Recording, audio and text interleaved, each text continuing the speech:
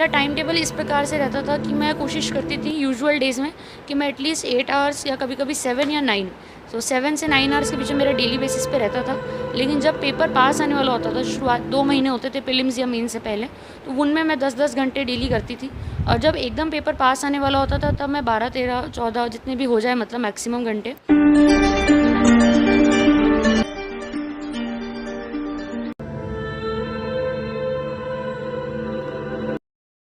Welcome to nine ultimate. अभी हमारे साथ सुरभि मैम है। मैम 78 रैंक के साथ यूपीएससी सीएससी एग्ज़ाम इस बार क्लियर की है।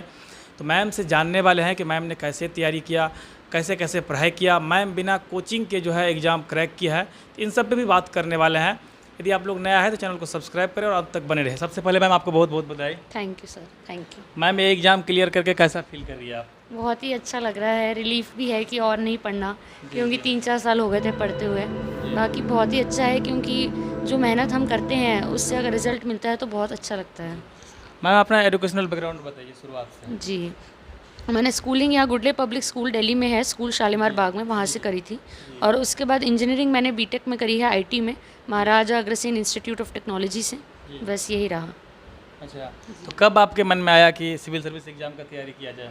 जी, एक्चुअली अभी मैंने अपनी इंजीनियरिंग करने के बाद कैट का एग्ज़ाम भी दिया था, तो उसमें मेरे पे एक डिसीजन का प्रेशर बना कि मैं कैट की तरफ जाऊं या फिर यूपीएससी की तरफ जाऊं। तो कैट में क्योंकि मेरी अच्छी परसेंटाइल थी, तो मेरे पास एक अच्छी अपॉर्चुनिटी थी कि मैं वहाँ पे भी जा सकती थी। लेकिन उसी समय मैंने ये सोचा कि क्या मैं एक्चुअली एमबीए करने में इंटरेस्टेड हूँ, या जो मेरे मन में एक हमेशा से बैक ऑफ माइंड में था कि मैं सिविल सर्विसेज भी मेरे लिए एक ऑप्शन है, मैं उसकी तरफ प्रोग्रेस करूँ। तो उसी समय मैंने फिर डिसीजन लिया कि जो सिविल सर्विसेज अपॉर्चुनिटी हमें प्रोवाइड करता है, मैं उसकी तरफ आगे बढ़ना चाहूँगी। जैसा कि मैम आजकल कई एस्पिरेंट कोचिंग करते हैं, तो मैंने आपने बिना कोचिंग के क्लियर किया, मैंने सुना है ऐसे, तो कैसे किया आपने ये? जी, तो एक्चुअली जब मैं शुरू किया था मैंने, तो मुझे भी लगता था कि कोचिंग ज़रूरी है। तो मैंने एक जॉइन करी थी कोचिंग शुरुआत में ओल्ड राजेंद्र नगर में। लेकिन वहाँ मैंने 1-2 हफ्ते अटेंड किया तो मुझे रियलाइज़ हुआ कि मैं खुद से अलग तरीके से ज़्यादा अच्छा पढ़ पाऊँगी, क्योंकि मेरा पैटर्न ये है कि मैं एक सब्जेक्ट को एक बार में करना पसंद करती हूँ। लेकिन कोचिंग्स में वो हर हफ्ते हर दिन अलग सब्जेक्ट पढ़ाते हैं। तो मुझे ऐसा लगा कि, और दूसरा टाइम बहुत लगता है आने जाने में और अकेले रहने में, थोड़ा प्रेशर ज़्यादा होता है। तो मैं वापस घर आ गई थी उसके थोड़े टाइम बाद ही, और मैंने फिर अपने आप ही प्रिपरेशन करी। तो मैं कहूँगी जो भी स्टूडेंट को लगता है कि कोचिंग कंपलसरी है, तो ऐसा बिल्कुल नहीं है। अगर आप खुद से पढ़ रहे हैं डेली कंसिस्टेंसी के साथ, और आज ऑनलाइन बहुत सारे रिसोर्सेज भी मिल जाते हैं जहाँ पे आपको जिस सब्जेक्ट में परेशानी हो। बाकी मैंने टेस्ट सीरीज़ ज़रूर लगाई थी हर स्टेज के लिए। रिजल्ट वाला दिन मैम आपका कैसा रहा, और सबसे पहले आपने रिजल्ट देखा तो किसे कॉल किया? जी, रिज़ल्ट मैंने जब देखा तो उस टाइम मेरे मम्मी पापा थे, वो उनको मैंने दूसरे रूम में ही भेजा हुआ था। तो उन्हीं को मैंने बुलाया सबसे पहले कि देखो मम्मी पापा, रिज़ल्ट हो गया है और क्लियर हो गया है। तो वही था कि मम्मी पापा ने मुझे सबसे पहले कॉन्ग्रेचुलेट करा, फिर मेरा भाई आया।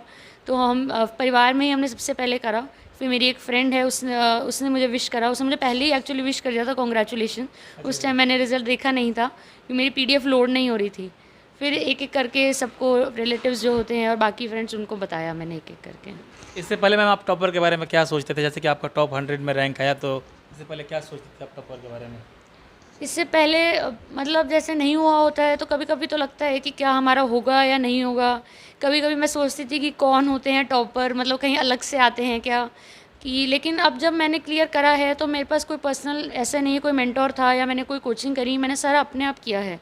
तो मुझे रियलाइज़ होता है कि टॉपर भी हम जैसे लोगों से ही बनते हैं। ऐसा नहीं है कि मैं बाकी स्टूडेंट्स जो देख रहे हैं इस वीडियो को, या फिर जो भी स्टूडेंट्स पढ़ रहे हैं, उनसे मैं अलग हूँ। हम सब एक जैसे ही हैं और टॉपर भी हम में से ही निकलते हैं। तो मैं कहूँगी किसी भी स्टूडेंट को अगर लगता है कि ये टॉपर कौन है, कहाँ से हैं ये लोग, तो वो आप जैसे ही लोग हैं, मैं उनको यही कहना चाहूँगी। जी। जैसा कि मैम इस एग्ज़ाम की यदि बात की जाए, तो मैंने कई सारे बात सुना था कि कितना समय लगता है, क्या लगता है, कई स्टूडेंट आपस में डिस्कस भी करते रहते हैं। तो आपने बिना कोचिंग के क्लियर किया, तो आमतौर पर कितना टाइम लगता है इस एग्ज़ाम को क्लियर करने में? तो आई वुड से कि यानी एक कि पूरा सिलेबस कवर करने में कितना टाइम? जी, तो आई वुड से कि 1 से 1.5 साल जो है सफिशिएंट है, अगर अच्छे से पढ़ाई की जाए तो। शुरुआत में मेरा थोड़ा-सा प्लान जो मैनेजमेंट था वो अच्छा नहीं था। मैंने जैसे सिर्फ प्रीलिम्स के सब्जेक्ट्स पे ही शुरुआत में फ़ोकस किया। बट आई वुड से कि अगर आपको पूरा एग्ज़ाम क्लियर करने का टारगेट है तो मेंस की तैयारी शुरुआत से ही करनी चाहिए।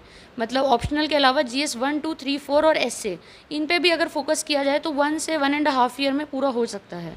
अच्छा, अपना टाइम टेबल बताइए पूरे दिन का, कई लोग कमेंट वगैरह आ रहे थे। जी, तो मेरा टाइम टेबल इस प्रकार से रहता था कि मैं कोशिश करती थी यूजुअल डेज़ में कि मैं एटलीस्ट 8 आवर्स या कभी-कभी 7 या 9, सो 7 से 9 आवर्स के बीच में मेरा डेली बेसिस पे रहता था।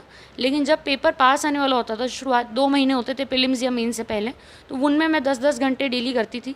और जब एकदम पेपर पास आने वाला होता था, तब मैं 12, 13, 14 जितने भी हो जाए, मतलब मैक्सिमम घंटे। लेकिन अगर डेली की बात करें तो मतलब ओवरऑल हो गया। और अगर डेली की बात करें तो मेरा ये रहता था कि मैंने थर्ड अटेम्प्ट में कोशिश करी कि मैं अर्ली उठूँ, क्योंकि एग्ज़ाम भी हमारा सुबह के टाइम पे रहता है। तो मैंने यही बनाया अपना पैटर्न कि मैं 6-6:30 तक उठ जाती थी और मैं कोशिश करती थी मैं 7 से 8 1 घंटा पहले पढ़ लूँ। जो भी सब्जेक्ट मुझे टफ़ लगता है मैं उसी से शुरू करती थी। फॉर एग्ज़ाम्पल ऑप्शनल हो गया, उस पे हमें मेहनत करने की ज़रूरत है। और फिर उसके बाद 8 से 9:30 तक आई वुड से कि मैं एक्सरसाइज और थोड़ा सा फ्रेश होना, ब्रेकफास्ट, ये सब करा मैंने। और उसके बाद 9:30 10 से 2 तक कह सकते हैं, जो 4 आवर्स का टाइम था, इसमें मैं बाकी का अपना ऑप्शनल पूरा कर लेती थी। फिर 2 से 3 में अपना ब्रेक रखती थी और फिर वापस से 3 से 6 मैं कहूँगी कि जैसे करंट अफेयर्स पढ़ना हो गया। और अगर हम जीएस की पढ़ाई कर रहे हैं तो उस टाइम आंसर राइटिंग कर ली। ऑप्शनल के लिए मैं नोट्स आंसर राइटिंग में बनाती थी, तो उसके लिए मैं अलग से मैंने नहीं करी ज़्यादा। लेकिन हाँ, जीएस में आंसर राइटिंग हो गई। और फिर रात में मैं फिर से डिनर करके 1.5 आवर या 2 आवर्स रखती थी। बाकी वैसे टाइम देखने में ज़्यादा लग रहा है, लेकिन मैं टाइमर लगा के पढ़ती थी। तो मेरा टाइमर में एग्जैक्ट इन्फॉर्मेशन आ जाती थी। सपोज़ हम उठ रहे हैं, बीच में बात कर रही किसी से हमने, फिर या बीच में कभी मोबाइल देख लिया, कुछ हाँ, कर तो लिया। वो मैं टाइम हटा देती थी। इवन जब कैसे किताब पढ़ रहे हैं हम, लेकिन हम पढ़ नहीं रहे हैं, बस किताब खोल के बैठे हुए हैं, तो वो मैं टाइम नहीं गिनती थी। तो इसीलिए मेरा मतलब वैसे देखा जाए तो मैं थोड़ी ज़्यादा देर बैठती थी पढ़ाई के आगे, लेकिन मैं कहूँगी कि वो 8 से 9 घंटे एक्चुअल जो होती है पढ़ाई, जिसमें हम किधर इधर उधर उठें ना, पानी ना पिएँ, कुछ भी नहीं, सिर्फ पढ़ाई हो, तो वो मुझे लगता है कि उससे एक अपने अंदर ऑनेस्टी आती है कि हम इतना पढ़ रहे हैं। जी। एक मैम सबसे बड़ी दिक्कत होती है कि पढ़ने के दौरान नींद आ जाए, तो उससे कैसे बचा जाए? जी, ये होता है अक्सर। जैसे कि आपने 2 घंटा पढ़ा, बीच में नींद आने लगा फिर। जी, स्पेशली ये तब होता है जब हम एंड के दिनों में कम सोने लगते हैं ताकि और पढ़ाई हो पाए। तो इसके लिए मैं 2-4 चीज़ें करती थी, जैसे कि एक तो ये हो गया कि घूम-घूम के मैं पढ़ती थी, वॉक करते हुए किताब हाथ में ले ली और चक्कर काटते हुए पढ़ाई करी। और दूसरा ये हो सकता है कि बीच में हमने 5-6 मिनट किसी से बात कर ली, तो उससे एक फ्रेशनेस आ जाती है। सिंपल मुँह धोने वाली टेक्निक तो सबको ही पता है। उसके अलावा मैं एक ये चीज़ करती थी, जैसे प्रीलिम्स का 1 हफ़्ते से पहले का टाइम होता था, तो उससे मैं बहुत लिमिटेड सो पाती थी, क्योंकि सिलेबस इतना होता है रिवाइज़ करने को। तो मैं अपनी मम्मा को अपने साथ बिठा लेती थी और उनको बोलती थी कि अब मैं आपको पॉलिटी सुना रही हूँ। मैं लास्ट में 1 वीक में 1-1 सब्जेक्ट पर डे रखती थी। तो जैसे पॉलिटी में रिवाइज़ करूँ तो उस दिन मैं अपनी मम्मी को साथ में बिठा लेती थी, तो ऐसा लगता था कि मैं उनको पढ़ा रही हूँ। तो फिर उससे मुझे नींद नहीं आती थी, क्योंकि मुझे ऐसा लगता था कि मैं पढ़ा रही हूँ तो अब मुझे रिस्पॉन्सिबल होना है। तो वो मैंने पॉलिटी पढ़ा दी इस तरीके से अपनी मम्मी को, फिर हिस्ट्री पढ़ा दी। तो ये भी कर सकते हैं कि जो भी आपका एक करीबी दोस्त या फैमिली मेम्बर है, उसको पकड़ लीजिए और उसको बोलिए कि ये टॉर्चर तुम भी सहो मेरे साथ। ये पढ़िए साथ में, तो वो भी एक अच्छा तरीका है नींद भगाने का। मैम प्रीलिम्स के लिए कुछ स्ट्रेटजी और बुक लिस्ट बताइए। जी, तो प्रीलिम्स के लिए मैं कहूँगी कि स्ट्रैटेजी आपकी ये होनी चाहिए कि सबसे पहले तो आप मॉक्स दीजिए सफिशिएंट अमाउंट में। मैं कहूँगी कि एटलीस्ट 30 से 40 मॉक्स दीजिए, बहुत एक्सेस में देने की ज़रूरत नहीं है, अनलेस एंड अनटिल आपको एक्सेस डर लगता है। लेकिन 30 से 40 मॉक्स ज़रूर देने चाहिए और उससे आप रियलाइज़ करिए कि आप कितने क्वेश्चंस अटैम्प्ट करना चाहते हैं। फॉर एग्जांपल अगर मैं अपने सेकंड अटैम्प्ट की बात करूँ तो उससे मेरा 1-1.5 नंबर से रह गया था, क्योंकि उससे मैंने थोड़े से ज़्यादा क्वेश्चन अटैम्प्ट कर दिए।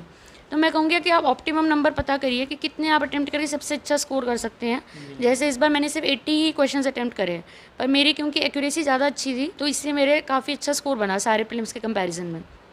तो ये आप कीजिए। और दूसरी बात मैं कहूँगी कि प्रीलिम्स के टाइम आप फोकस ये मत कीजिए कि आप कितनी रिवीजन कर रहे हैं, आप ये फोकस कीजिए कि अगर आप 2-3 रिविजन्स भी कर रहे हैं तो वो आप ज़्यादा अच्छे से करें।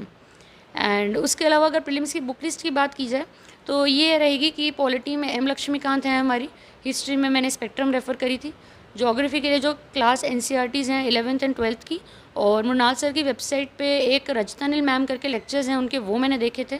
एंड अगर हम फिर उसके बाद बात करें आर्ट एंड कल्चर की तो उसके लिए fine arts class 12th NCERT और सीसीईआरटी को मैंने रेफ़र किया था। और उसके अलावा एंशिएंट हिस्ट्री के लिए ओल्ड एनसीईआरटी आती है by R S Sharma, and medieval history के लिए आती है old NCERT by Satish Chandra. Economics के लिए मृणाल सर के लेक्चर मैंने देखे थे अनअकैडमी पर, वो काफ़ी कॉम्प्रिहेंसिव है मेरे ओपिनियन में। और आई थिंक इन्वायरमेंट के लिए मैंने शंकर आई की किताब रेफ़र करी थी। इसके अलावा मैं ये कहना चाहूँगी कि जब प्रीलिम्स में आप जाते हैं, क्योंकि आपको 30 से 40 क्वेश्चंस ही आते होते हैं, तो उसमें आप प्लीज़ कॉन्फिडेंस रख कर जाइए कि अगर आपने पूरे साल पढ़ाई करी है तो आपको कॉन्फिडेंस यानी काम माइंड से जो आप एलिमिनेशन कर पाएंगे वो ज़्यादा अच्छा रहेगा एज़ कम्पेयर टू कि आप एंग्जाइटी या नर्वसनेस में हैं। मैम सीसैट के बारे में कुछ बताइए, कई लोग इस बार भी सीसैट में फेल कर गए हैं। जी, तो सीसेट में मैं कहूँगी कि एक बेसिक प्रिपरेशन ज़रूर करनी चाहिए, उसको बिल्कुल भी इग्नोर नहीं करना चाहिए, क्योंकि अगर उसके कारण ना हो तो उससे बहुत ज़्यादा दुख पहुँचता है। तो सीसेट के लिए मैं कहूँगी कि एक तो आप बेसिक फार्मूलाज़ जो हैं वो प्रिपेयर कर लीजिए। तो जैसे मैंने भी अपने टेलीग्राम पे शेयर करे अपने चैनल पे जो मैंने बनाए थे नोट्स मैथ्स के लिए। और उसके अलावा आपका ये रहना चाहिए कि आप कम से कम 4-5 पेपर सॉल्व कर लीजिए प्रीवियस ईयर क्वेश्चंस। जैसे इस साल का थोड़ा टफ था और 2020 का थोड़ा टफ था, तो वो आपने कर लिया। उसमें अगर आपके पासिंग से एटलीस्ट 20 मार्क्स ज़्यादा आ रहे हैं तो आप मतलब सही चल रहे हैं, तो वो ठीक है। लेकिन अगर आपके बॉर्डर लाइन पे आ रहे हैं या कम आ रहे हैं, तो फिर जैसे अलग अलग टेस्ट सीरीज़ आती रहती है हमारी मार्केट में, किसी भी इंस्टीट्यूट की पकड़ के थोड़ी और प्रैक्टिस कीजिए। बाकी मैं ये कहूँगी कि सीसेट में वर्बल से ज़्यादा मैथ्स और लॉजिकल रीजनिंग पे फोकस करना चाहिए, क्योंकि मेरे साथ ऐसा होता था कि वर्बल के क्वेश्चंस अक्सर हम जो सोचते हैं कि ये आंसर है इस पैसेज का, तो वो कोई और होता है। लेकिन मैथ्स में एक श्योर है आंसर कि आपने सॉल्व करा तो वही आंसर आएगा। तो ये सीसेट के लिए रहेगा। मेंस की आंसर राइटिंग के बारे में कुछ बताइए, कैसे शुरुआत करें? जी, तो मेंस के आंसर राइटिंग के लिए मैं ये कहूँगी कि शुरुआत करने का सबसे अच्छा तरीका है कि आप मेंस का वो चैप्टर पढ़िए जिसके आप आंसर राइटिंग करना चाहते हैं। फॉर एग्जांपल आप ज्योग्राफी पढ़ रहे हैं और उसमें आपने ये पढ़ा कि ओके हमारे वाटर रिसोर्सेज इस तरीके से ये हालात है कि वाटर रिसोर्सेज हमारी ये यहाँ पे ड्रॉट आ रही है और ये सब है। और फिर आप वाटर पे जो क्वेश्चन पूछा गया है ज्योग्राफी में कि इंडिया में वाटर के क्या इशूज़ हैं, वो आप सॉल्व कीजिए। तो इससे क्या होगा कि आपके पास पहले से आपने कंटेंट पढ़ लिया है और फिर आप उसके आंसर राइटिंग कर रहे हैं। बिना पढ़े आंसर राइटिंग करने से उतना बेनिफिशियल नहीं होता है मेरे ओपिनियन में। दूसरी बात मैं कहूँगी कि आंसर राइटिंग में इंट्रोडक्शन, बॉडी, कंक्लूजन ये तो सबको ही पता है, बट आप साथ में ये कोशिश करिए कि आप अपने नोट्स इस तरीके से बनाइए कि वो आंसर राइटिंग अपने आप एक तरीके से उसकी रिफ्लेक्शन हो। जैसे कि अगर पॉलिटी की बात करें तो उसमें आपने आर्टिकल 53 लिख दिया प्रेसिडेंट का, तो वो आपके नोट्स में है पहले से, तो वो ही आपने अपने आंसर में लिख दिया शुरुआत में इंट्रोडक्शन में। तो हर इंट्रोडक्शन में पॉलिटी का आर्टिकल ज़रूर हो। सिमिलरली ज्योग्राफी की मैं बात करी थी तो उसमें मैप दिखा दिया कि ये रीजन है जहाँ पर ड्रॉट आता है। तो ये अगर आप अप्रोच रखते हैं आंसर राइटिंग में शुरुआत से, ये नहीं कि हम बाद में मैप डालेंगे या फिर हम बाद में आर्टिकल लिखेंगे, बाद में जजमेंट डालेंगे। जो आप सब्जेक्ट पढ़ रहे हैं उसी टाइम उसके 2-4 फैक्ट ढूंढ लिए। फॉर एग्जांपल डिज़ास्टर मैनेजमेंट है तो देख लिया कि फ्लड्स 6% आता है कंट्री में, तो वो उसी टाइम फिर अच्छा दिमाग में रहेगा एक लंबे समय तक। तो इस तरीके से जब आप जो सब्जेक्ट पढ़ रहे हैं उसका ही फिर प्रीवियस ईयर क्वेश्चन निकाल के मैं उसकी फिर डेली आंसर राइटिंग करती थी। तो इसके लिए मैंने एक IAS नेटवर्क इंस्टीट्यूशन है, वो डेली आंसर राइटिंग की चेकिंग करते हैं, वो मैंने ज्वाइन करा था। तो वो मुझे लगता था कि अच्छा है, बेनिफिशियल है। प्लस इससे क्या होता है कि अगर हम रोज़ किसी को आंसर भेज रहे हैं तो एक अकाउंटेबिलिटी आती है अंदर से। तो ये स्टूडेंट्स कर सकते हैं इस तरीके से कि वो जिससे भी आपने फ्रेंड सर्कल में ही वो इस तरीके से डेली आंसर राइटिंग करें जिस चीज़ की वो पढ़ रहे हैं। जी मैम, आपने आर्टिकल की बात की जैसे पॉलिटी में, तो पॉलिटी में मतलब कौन कौन सा इंपॉर्टेंट या कितने आर्टिकल मतलब याद करना चाहिए? कई एस्पिरेंट कहते हैं कि फैक्ट याद नहीं करना चाहिए UPSC में, ऐसा क्या है?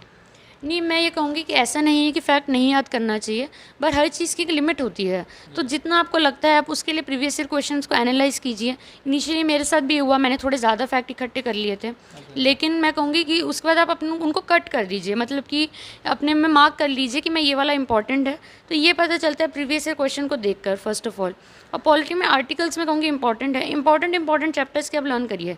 हर चीज़ के नहीं, छोटी मोटी चीज़ें जो होती हैं लेकिन जिन पे अक्सर क्वेश्चन, फंडामेंटल राइट हो गया, DPSP जी ये इंपॉर्टेंट है, जैसे इन पे क्वेश्चन भी आते हैं। फंडामेंटल राइट हो गया, DPSP हो गया। DPSP इसको इवन हम GS4 में भी मेंशन कर सकते हैं। तो ये DPSP मैं ज़रूर लर्न करके जाती थी, इवन एथिक्स के लिए, एसए के लिए भी। तो जो इम्पॉर्टेंट है उनके लर्न करने चाहिए। तो इसके लिए मैंने ये देखा था, अनुदीप दुरी शेट्टी सर हैं जो जिनकी 2018 में फर्स्ट रैंक आई थी, उन्होंने अपने वेबसाइट पे एक वो डाला हुआ है PDF करके, जिसमें उन्होंने मेंशन करके कौन कौन से आर्टिकल्स लर्न करें। तो मैंने वहीं से फिर लिस्ट देख ली थी और मैं जब पॉलिटी पढ़ रही थी मैं टिक कर देती थी कि ये वाला मैं भी लर्न करूँगी, तो वो मैंने अपने नोट्स में फिर हेडिंग पे मैं लिख देती थी। तो ये कर सकते हैं। बाकी मेन चीज़ आप प्रीवियस ईयर क्वेश्चंस को एनालाइज़ कीजिए, और जो अगर सपोज़ पार्लियामेंट पे आता है क्वेश्चन तो वो हमें कर लेना चाहिए, ये अप्रोच होनी चाहिए। जी, जैसे कि मैम PCS एग्जाम में डायरेक्ट क्वेश्चन आते हैं प्रीवियस ईयर से, तो UPSC में ऐसा क्या होता है? जी मैं कहूँगी कि UPSC में डायरेक्ट क्वेश्चन तो नहीं रिपीट होते हैं, लेकिन कभी कभी एक पैटर्न हमें ज़रूर देखने को मिलता है। फॉर एग्जांपल अगर हम ज्योग्राफी की बात करें तो उसमें काफ़ी बार आप नोटिस करेंगे, अगर प्रीवियस ईयर 2013 से हम देखेंगे कि वाटर रिसोर्सेज पे बहुत बार क्वेश्चन पूछा गया है।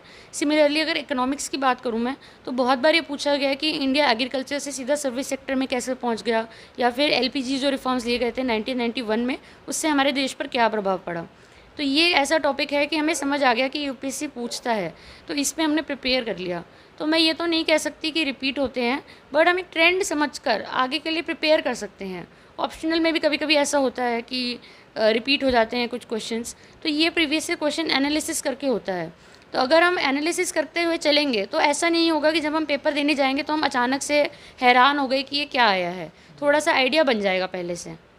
हमें एनसीईआरटी कौन कौन सा पढ़ना चाहिए यूपीएससी के लिए? जी, तो मैंने सारी एनसीईआरटीज़ नहीं पढ़ी थी, मैंने मेन ही पढ़ी जो मुझे लगा कि एकदम एसेंशियल है। तो इसके लिए मैंने ज्योग्राफी की जैसे मेंशन किया, क्लास 11th और 12th की मैंने पढ़ी थी 4 एनसीईआरटीज़। उसके अलावा फाइन आर्ट्स एनसीईआरटी कक्षा 12वीं की आर्ट एंड कल्चर के लिए मैंने रेफ़र करी थी। एंशिएंट और मेडिवल हिस्ट्री के लिए ओल्ड एनसीईआरटीज़ ही पढ़ी थी, मैंने सिर्फ न्यू नहीं पढ़ी थी मैंने। तो आर.एस. शर्मा और सतीश चंद्रा की जैसे मैंने बताया। उसके अलावा एनसीईआरटीज़ मैंने मेंस के लिए कुछ सब्जेक्ट्स में पढ़ी थी। एक तो सोसाइटी, उसके लिए 2 एनसीईआरटीज़ आती हैं क्लास 11th एंड 12th की। उसके अलावा पोस्ट इंडिपेंडेंस हिस्ट्री की मैंने एनसीईआरटी पढ़ी थी, एक आती है 12वीं कक्षा की। वर्ल्ड हिस्ट्री के लिए मैंने देखी थी एनसीईआरटी, बट मैं सजेस्ट करूँगी वो ना पढ़ें, वो बहुत ज़्यादा डीप है मेरे ओपिनियन में, जितना यूपीएससी नहीं पूछता है, तो वो मैंने नहीं पढ़ी थी। और उसके अलावा आई वुड से कि हाँ, बस इतनी ही एनसीईआरटीज़ पढ़ी थी मैंने, और कोई मैंने एनसीईआरटी नहीं पढ़ी थी। इंटरव्यू की तैयारी मैम आपने कैसे किया था? जी, तो इंटरव्यू की तैयारी एक्चुअली मैंने मेंस का रिज़ल्ट आने से थोड़ी पहले ही कर ली थी, और ये अच्छा भी रहा बिकॉज़ मेरा इंटरव्यू फर्स्ट डे पड़ा। तो उस टाइम मैंने इंटरव्यू में मेनली मैंने ये करा कि मैंने अपने डैफ को प्रिपेयर किया बहुत अच्छे से, जिसमें नाम का मतलब हो गया, फिर स्कूल का मतलब, कॉलेज का मतलब, वो कहाँ पे पढ़ते हैं तो उस जगह की क्या सिग्निफिकेंस है, देन अपनी ग्रेजुएशन के बारे में। ये सबसे ज़्यादा क्वेश्चन होगा डैफ से। जी, हॉबीज़ के बारे में मैंने प्रिपेयर किया, और उसके बाद मैंने थोड़े से करंट अफेयर्स के बारे में प्रिपेयर किया था जो उस समय चीज़ें चल रही थी। रसिया यूक्रेन जो चल जी, रहा जी, था, बिल्कुल। उस पे उन्होंने मुझसे सवाल भी पूछा था कि वर्ल्ड वॉर 2 में और रशिया यूक्रेन वॉर में आपके हिसाब से क्या सिमिलरिटी थी? जी, तो इसके अलावा मैंने थोड़ा-सा ऑप्शनल को पूरा रिवाइज़ कर लिया था कि ऑप्शनल से रिलेटेड वो पूछ सकते हैं। बाकी मेन चीज़ दूसरी मेरी ये थी कि मैंने अपने स्पीकिंग स्किल्स पे फ़ोकस करा। तो पहले मैंने शीशे के सामने इंग्लिश में न्यूज़पेपर पढ़ने की कोशिश करी। उसके बाद मैंने अपने पेरेंट्स को सामने बिठा के उनको बोला कि आप मेरे से रैंडम क्वेश्चंस पूछो जो पूछे जा सकते हैं। तो मैंने उनको एक पीडीएफ प्रोवाइड कर दी थी, कोचिंग से काफ़ी पीडीएफ चलती है इस टाइम पे, तो वो मैंने दे दी थी कि वो मेरे से सडन क्वेश्चन पूछे, क्योंकि इंटरव्यू में भी सडन क्वेश्चनिंग होती है। देन मेरा सिंस फर्स्ट डे था तो मैं I was not able to give many mocks, but मैंने 3-4 मॉक्स दिए कोचिंग्स में, तो वहाँ से मुझे थोड़ा आइडिया मिला कि ये मेरी वीकनेसेस हैं, और उन पे मैंने वर्क करने की फिर कोशिश करी। मैम ऑप्शनल आपका क्या था और नए एस्पिरेंट कैसे ऑप्शनल का चुनाव करें? जी, तो मेरा ऑप्शनल एंथ्रोपोलॉजी था। एंथ्रोपोलॉजी मुझे लगा कि बहुत ही एक डाइवर्स सब्जेक्ट है और वास्ट सब्जेक्ट है, जिसमें हमें ह्यूमंस के बारे में समझ में आता है। तो मेरा क्राइटेरिया था कि मुझे एक इंटरेस्ट था इन बारे में पढ़ने में, इसलिए मैंने चूज़ करा। तो मैं स्टूडेंट्स को कहूँगी जिस सब्जेक्ट में उनको इंटरेस्ट है, उनको यही क्राइटेरिया बनाकर लेना चाहिए। अगर उनको अपने ग्रेजुएशन सब्जेक्ट में ही इंटरेस्ट है, तो उनको वही लेना चाहिए। उनको ये नहीं फॉलो करना चाहिए कि ये ट्रेंड है तो हम ये लें। अगर उनको अपना ग्रेजुएशन सब्जेक्ट अनकंफर्टेबल लगता है तो फिर उनको दूसरा सब्जेक्ट देखना चाहिए। जैसे मेरा तो आईटी था, तो आईटी तो ऑप्शनल नहीं है, इसलिए मैंने देखा ह्यूमैनिटीज़ के ऑप्शनल्स की तरफ, क्योंकि मुझे उनमें इंटरेस्ट रहा हमेशा से। तो यही आपका क्राइटेरिया होना चाहिए। आप सिलेबस देखिए पूरा, और प्रीवियस ईयर क्वेश्चन देखिए, और अब ये देखिए कि आप ये सब्जेक्ट कम से कम 4-5 महीने, और अगर आपका एक बार में बाई चांस नहीं हुआ तो फिर आपको दोबारा अगले साल पढ़ना पड़ेगा, तो वो आप पढ़ना चाहेंगे क्या? तो अगर आप वो पढ़ना चाहते हैं तो आप उसी बेसिस पे लीजिए।